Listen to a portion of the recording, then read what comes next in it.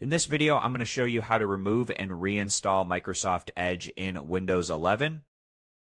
Now, without further ado, let's get started. First thing, go ahead, open up the search menu, type in settings, the best match, just go ahead, open that up, and on the left, just go ahead and open apps as you can see. And on the right side, go ahead to installed apps, click on it, and in the search apps, just type in Edge. And now go to the right side of it, click on the 3 points, now click on Modify as you can see now, and now just go ahead, click on Repair as you can see. This process should only take about 2 minutes or 3 minutes, just let it repair by itself, and when it's done, it's going to open Microsoft Edge by itself.